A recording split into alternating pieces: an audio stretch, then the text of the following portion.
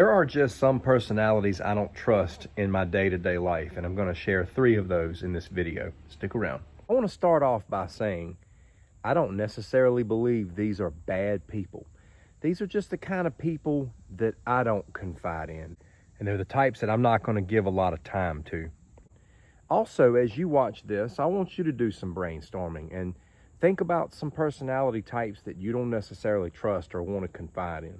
First on the list for me are those who act like everything is a joke, those who can never be serious.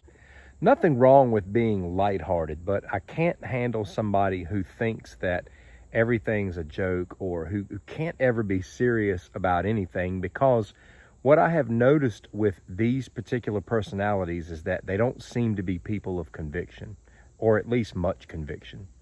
When you're not bothered by anything or moved by anything, that's concerning to me. And when you're not bothered by the things that you do to others that are offensive, that's concerning. I want to share something with you hopefully you can relate to as an example.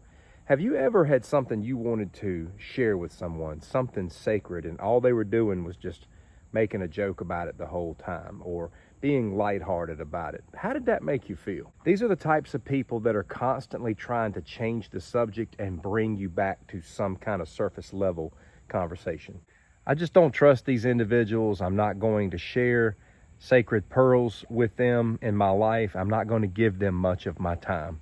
Of course, there's a time to joke and play. I love to joke and play, but there's a time to be serious and focused as well. There's a time to be a person of conviction. The second personality that I do not trust, that I will not share a lot with, I don't want to be around, is a haughty individual. I just feel like a great number, not all, but a great number of haughty people are the way that they are because many of them either have a silver spoon stuck up their butt, they've had it too easy, they don't understand struggle, and they don't relate to those who struggle. All they can think about is how amazing they are and how wonderful their position is in life, and they look down on everybody else, and you can hear this condescension in their voice. Someone like myself who's been raising an autistic daughter for 22 years knows what it's like to have some dark days. I know what it's like to feel deep sadness and struggle.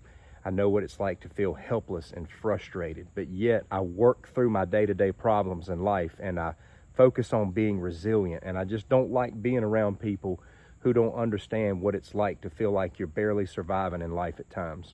I've known what it's like to get into financial struggles many years ago and to practically lose everything and to come back from that. I know what it's like to grow up poor because I did, and to be humbled just by being in that situation. So it's like I don't relate to people who feel awfully good about their position in life to the point to where they're constantly judging and criticizing and sizing up other people. I don't trust haughty people who look down on others. I don't even want to be around them, and I'm not going to share with them much of anything from my life or my thoughts. On the other hand, I'm deeply inspired by those who have overcome struggles. I don't care if somebody's in a good place in life, but I can appreciate anybody who's overcome deep struggles to get where they are.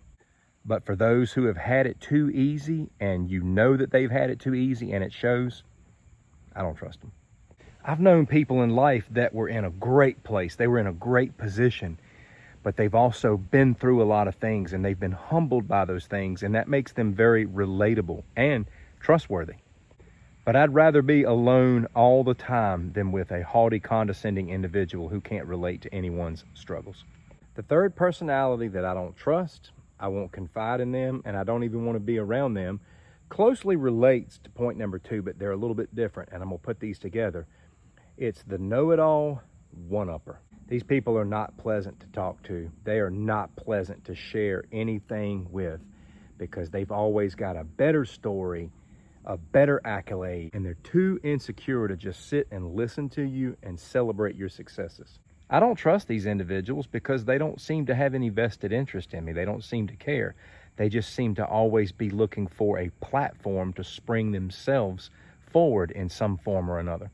These people are not happy around you unless they're giving all of the advice. In their mind, they have an elevated sense of knowledge and everything else, and who are you to voice your opinion to them? These people will often be very dismissive about just about everything you have to say.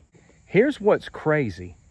There's so many people around you that are this way, and they want your time. They want your attention. They want your ear. If these people could humble themselves and have a big enough heart to actually listen to your concerns when you voice them, then it would be one thing, but most of these people never want to listen to anybody.